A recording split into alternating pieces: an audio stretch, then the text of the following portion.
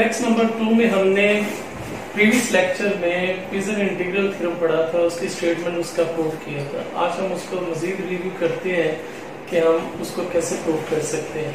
हमने pigeon integral theorem में पढ़ा था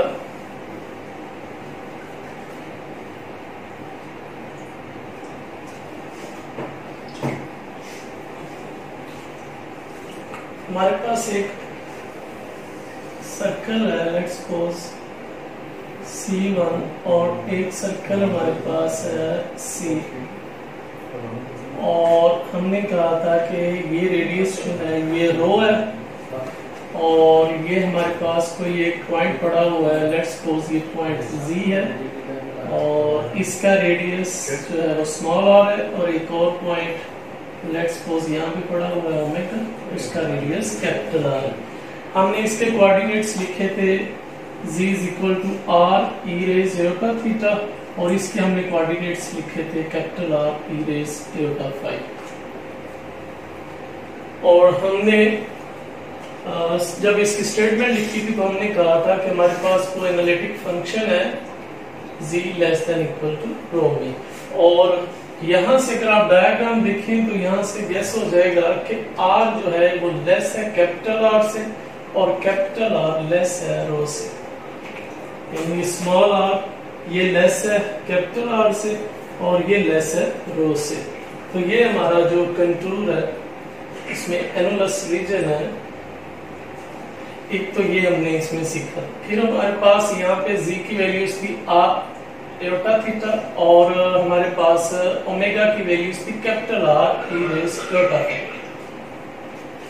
तो हमने प्रूफ ये किया था कि f r iota theta is equal to 1 over 2 pi 0 to 2 pi capital R minus small r f into r e raise iota phi d phi is equal to capital R minus 2r cos theta minus phi minus r।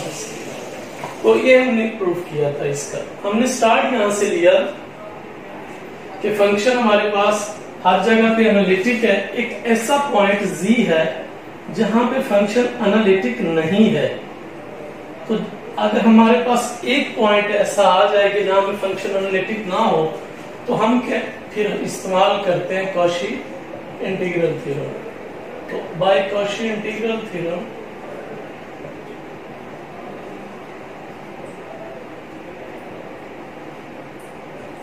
f of z, general तो हमारे पास formula होता है f of a 1 over 2 pi aorta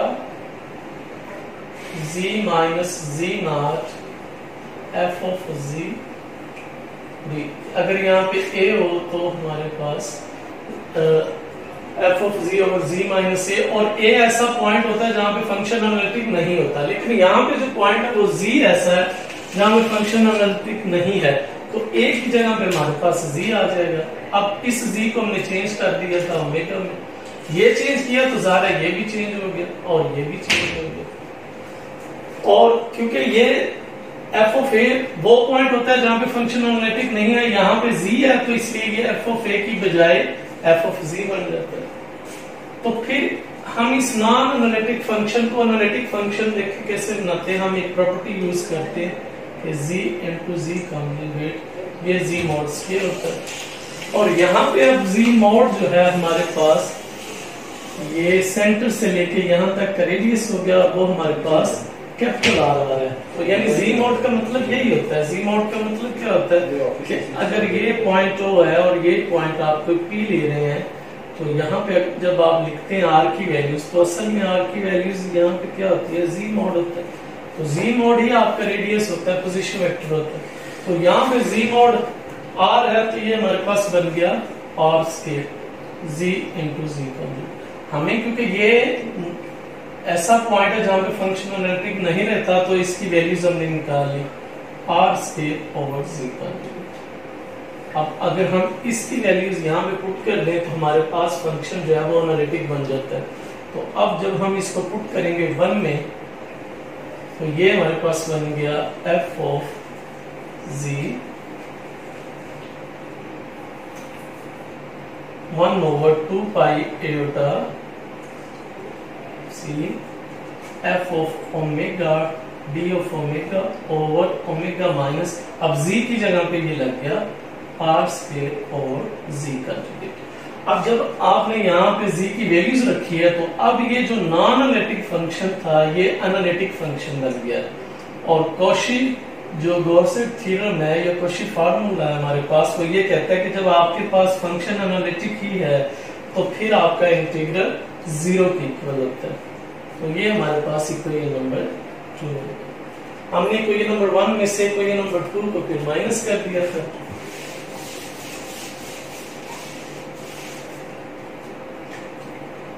equation 1 minus equation number 2, जब minus किया तो हमारे पास answer आ गया था f of z is equal to 1/2 aorta,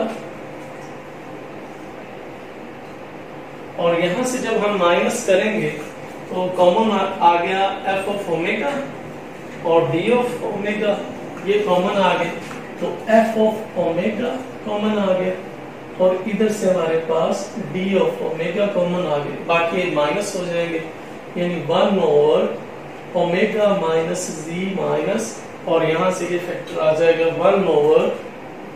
1/ओमेगा minus r square over z conjugate.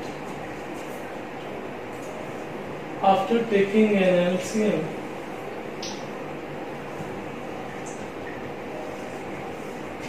Omega minus z into omega minus r square over z conjugate. LCM लेने के बाद हमारे पास जो टर्म बच जाएगी वो आएगी minus omega plus z into D of omega. अब ये कैंसिल हो गया,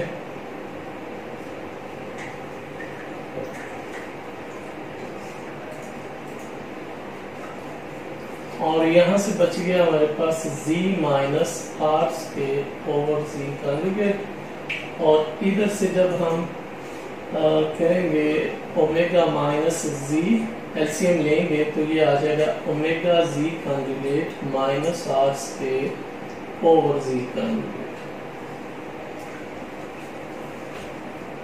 और जब हम ऊपर वाले का भी एलसीएम ले लेंगे तो ये कैंसिल आउट हो जाएगा।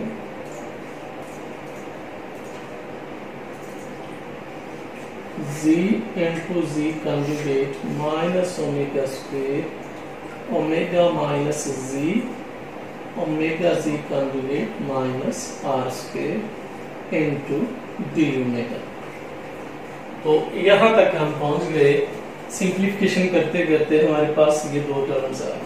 अब हमने फिर सब्स्टिट्यूशन इसकी करनी है, वही जो हमने z की वैल्यूज रखनी है ओमेगा की वैल्यूज रखनी है वो यहाँ पे हम पुट कर देंगे, क्योंकि हमारे पास आंसर ये आना चाहिए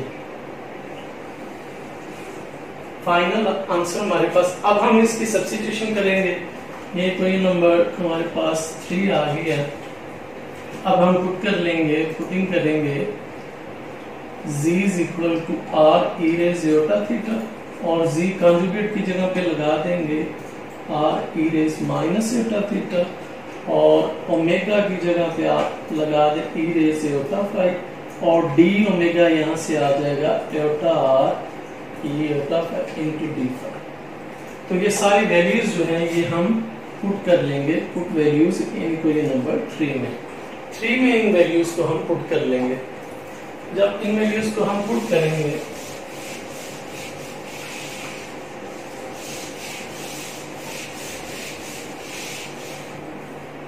तो ये हमारे पास रिलेशन बन जाएगा। Then equation number 3 becomes as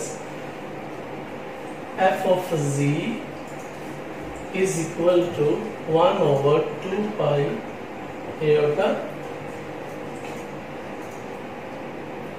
f of omega। अब हम जो वैल्यूज हैं वो हम उसको पुट करते जाते हैं, और यहाँ पे जो हमारे पास फाई है, फाई 0 से 2, क्योंकि एक सर्कल है तो सर्कल की जो लिमिट्स होती है वो 0 से 2 पाई, तो यहाँ पे लिमिट भी लगा ली 0 से 2। एफ ओमेगा, ओमेगा की वैल्यूज यहां से लगा लें, capital R e raise to five, और इनटू जी की वैल्यूज हम लगाएंगे आर ई रेस एटा थीटा, जी कॉन्जुगेट की वैल्यूज लगाएंगे into R e raise minus एटा theta minus R square over omega minus G, omega की जगह पे वैल्यूज लगाएंगे कैपिटल आर ई रेस एटा five minus G e minus G R into ई raise एटा theta, और omega की फिर values लगा दें, और इंटू जी कॉन्जुगेट की वैल्यूज हमारे पास है are e raise minus Etah theta minus R square, वो माइनस आर स्क्वायर वैसे का वैसे ही आ गया। तो यहां तक हम पहुंच गए इसकी कैलकुलेशन करते करते। अब हम इसको मजीद सिंप्लीफाई करेंगे।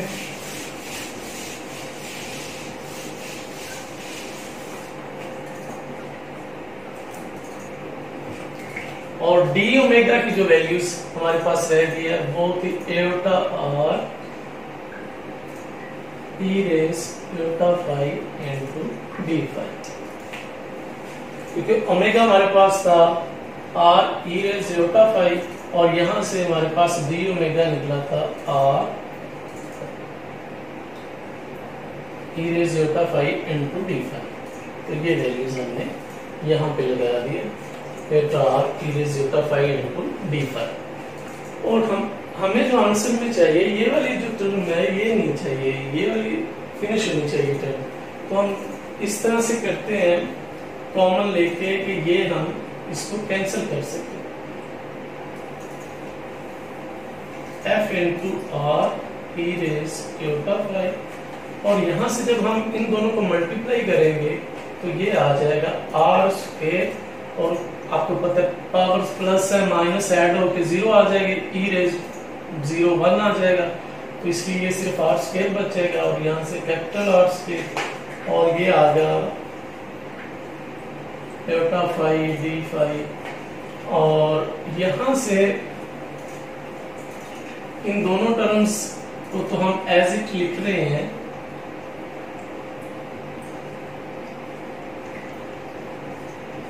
इन दोनों टर्म्स में से हम r को कॉमन ले रहे हैं।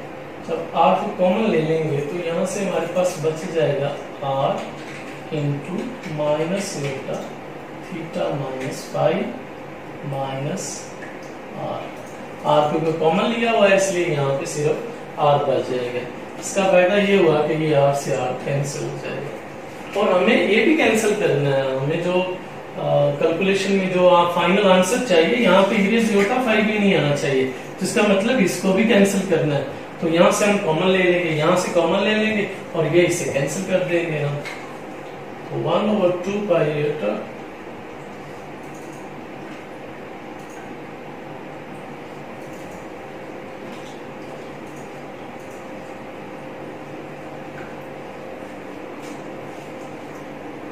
अब ये एटा और ये एटा कैंसिल हो गए, और इसलिए हम यहाँ पे ये खत्म कर देते, ई रेस एटा five into D five over.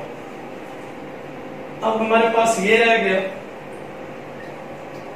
यहां से हम ई रेस एटा फाइव कॉमन ले लेते हैं। जब कॉमन लेंगे तो ये बच जाएगा आर माइनस स्मॉल आर, और कॉमन लेने पे आपको पता है ये डिवाइड होता है, तो ये हमारे पास आ जाएगा ई रेस एटा थीटा माइनस फाइव, तो ये आ जाएगा, और ये बच जाएगा हमारे पास आर ई रेस माइनस एटा theta minus phi minus r. अब ये भी इससे कैंसिल हो गया।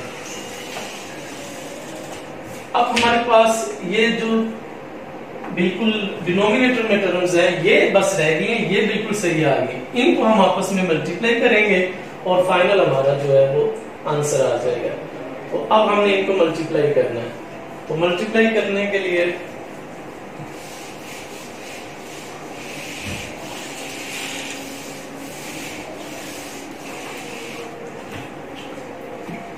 1 over e raise 1 over 2 pi 0 to 2 pi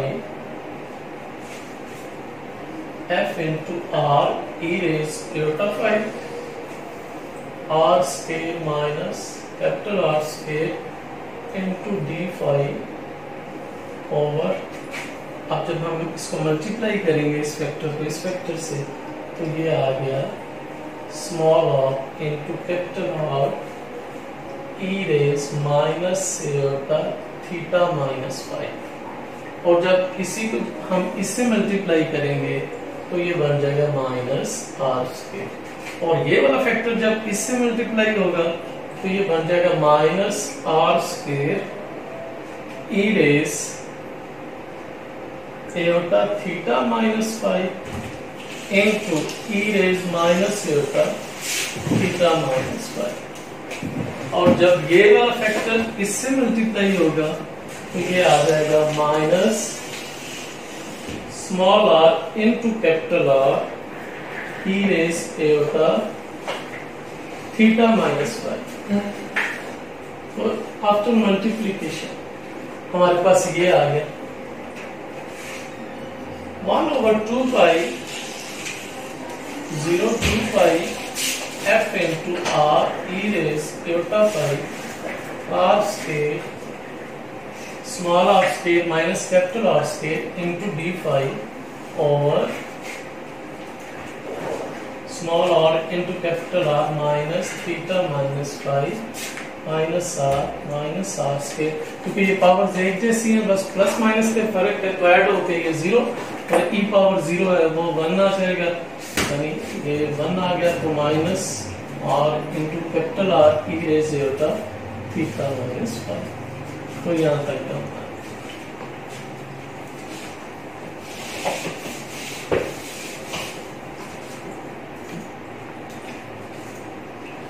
1 over 2 pi 0 power 2 pi f into r e raised iota phi r square minus capital R square d phi over। अब हमारे पास जो terms बची हैं वो सिंगल टर्म्स ये बची हैं minus R square minus small R square, और ये दोनों इनमें कॉमन आ जाएगा plus small R into capital R. इन दोनों टर्म्स में जब ये कॉमन आ जाएगा तो हमारे पास ये बच जाएंगे e raise minus iota theta minus five plus e raise iota theta plus five. तो ये हमारे पास टर्म्स। अब हमारे पास फार्मूला है कि अगर एक्सपोनेंशियल में इस तरह की कंडीशन आ जाए तो हम कैसे लिख सकते हैं। अगर हमारे पास ई रेज iota थीटा हो तो हम उसको बाय आइलर आइडेंटिटी ये लिखते हैं, और जब माइनस हो तो फिर हम इसको ये वाली, और जब दोनों को ऐड करेंगे, हमें तो ये एडिशन में चाहिए, तो जब हम इन दोनों को ऐड करेंगे तो हमारे पास आंसर आ जाएगा 2 cos ऑफ थीटा, और थीटा से मुराद एटा के साथ जो भी आपके पास पड़ा हुआ है तो वो आंसर आ जाएगा। तो इसका मतलब ये है कि ये हमारे पास कंडीशन जो है ये बन जाएगी 2 into cos, और थीटा की जगह पे हमारे पास थीटा माइनस फाइव आ जाएगा। ये दोनों साइड पे थीटा माइनस फाइव ही है। 1 over 2 pi 0 to 2 pi और f into r e raised iota phi small r square minus capital R square d, और ये हमारे पास आ गया minus R square capital R square plus, और इसकी जगह पे हम ये वाला फार्मूला लगा देंगे 2 cos थीटा, और थीटा की जगह पे लग जाएगा थीटा माइनस फाइव लग जाएगा। और एक स्टेप बस रह गया कि यहां से माइनस कॉमन निकाल लें और इन दोनों से माइनस कॉमन निकाल लें तो ये प्लस के हो जाएंगे, और ये R square minus small R square आ जाएगा, और फिर हमारा फाइनल रिजल्ट आ जाएगा। तो 1 over 2 pi 0 to 2 pi। अब यहां से जब कॉमन लेंगे तो ये हमारे पास d phi, और ये माइनस आ जाएगा बाहर, और जब इन दोनों में से माइनस कॉमन लेंगे तो माइनस माइनस से कैंसिल हो जाएगा, यानी हमारे पास आंसर आ जाएगा R square small R square plus small और capital R cos theta minus phi आ गया। तो ये हमारे पास आ गया कि जब हम यहां से हमने कॉमन ये बीच यहां से कॉमन लिया स्मॉल आर और कैपिटल आर, तो हमारे पास ये आ गए E raise iota theta minus five into ये माइनस के साथ आ गए। जब इन दोनों में से कॉमन लेंगे E raise iota theta minus E raise iota theta minus five, तो ये इस तरह से हमारे पास ये क्रॉस की टर्म्स, इसको आप चेक कर लीजिएगा प्लस माइनस में कोई मसला हो तो ये हमारा थ्योरम का पीसन इंटीग्रल थ्योरम, इसकी स्टेटमेंट और इस तरह से उसका सारा प्रूफ आप लोगों ने याद रखना है। तो आज का हमारा यही टॉपिक है, इसमें कोई मसला मसाइल हो तो हमें बताइएगा। अल्लाह हाफ़िज़।